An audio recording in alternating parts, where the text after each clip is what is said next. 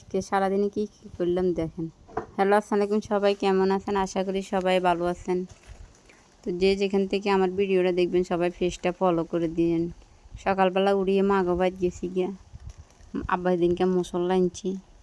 কোরবান তান্ডার দিনে মানে মশলা আনছি 1000 টিয়ার। তো মাকে মশলাটি ব্যালেন্ডার করে যাই যে মুরগের গোস্ত কদুর আনবো। তো মানে ব্যালেন্ডার করি না নাই বাইটবো কই হুড়ি তো অসুস্থ, তারপরেও তো করি আঙ্গরা খাবার। তো ওই দিনকে আড়া আনছিলাম, আড়ারে রাইখে দিছি, খোলা আড়া মানুষে কয় হোক কয়। তো মাগো বাইতুন চালিয়ে নিচ্ছি আর ডিব্বে আনছি, আনি চালছি।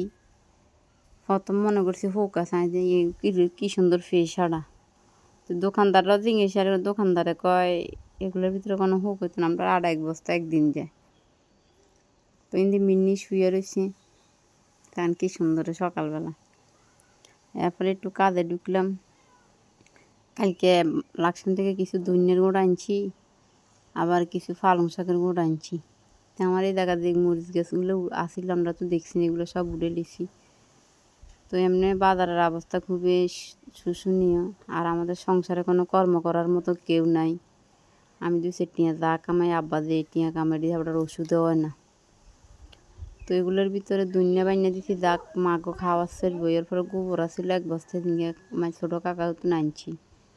এটি মানে মজি গেছি গিয়ে হেদি যাচ্ছে মজি গেছি গিয়ে এটি নেমে যেমন এটি গাছের গোবায় গোবায় দিয়ে দিই এটি ভাঙ্গি ভাঙ্গি। আবার দিন দুনিয়া বানিয়েছি এটির মধ্যে 7 দিনে মাঝে মাঝে মানে গোবর দিই, এর পরে ওষুধ দিই, আবার ভিটামিন কিছু দিই। তো এটি গুঁড়ো করি, কয়েকটা গাছ আছে এগুলোর ভিতরে কটা কটা দিয়ে দিই, মানে আবার মাড়িও কটা আনবো।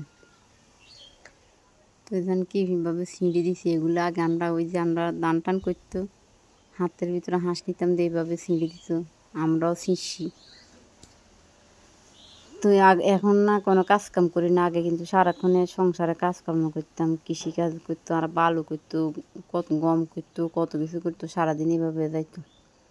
আজকে কয় বছর না সব সারে দিছি। তাই গোবরটা দিলে মাটির ভিতরে একটু ফুষ্টি আসবো, জৈব সারের মতন হয়ে যাবে গা। তো এই কারণে এইগুলো দিয়ে দিছি। আবার এগুলো আছে লোভ বেসই আর ভেন্ডি। আজকে আবার ফাঁকে ফাঁকে কিছু ভেন্ডির গোটা দিই। তো এগুলো তো দিয়ে দিছি, এখানে ফানে দিয়ে দিলে ফানির লগে মানে ইয়াটা হয়ে যাবে গা।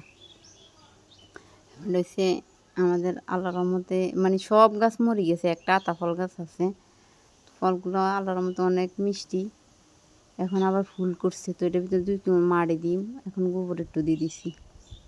এরপরে আম গাছও একটু দিমো।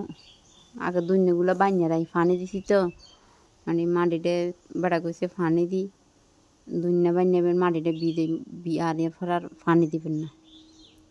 তো এই কারণে আগে ধনিয়াগুলো আর পালং শাকগুলো বানিয়ে দিচ্ছি, আল্লাহর এদিকে যারায় তা উঠবো। ফানি দেওয়ার পরে এগুলো বানিয়ে দিছি। ফানির ভিডিও হয়তো আছে, করছি না কীভাবে হালকা ফানি ছিটকে দিছি আর কি। তো আমার ফাঁকে ফাঁকে কিন্তু লেচু গাছ, এরপরে জবেদা গাছ, এগুলোর ফাঁকে ফাঁকে যে খালি জায়গাটা আছে, আঙ্কুর গাছ আছে, তো এগুলোর ফাঁকে ফাঁকে খালি জায়গাটার ভিতরে করতেছি। এরপরে চলে গেছি মাগো বাড়ি, দুপুরবেলা বাইরে হাড়েছি সমুচাল্লাই।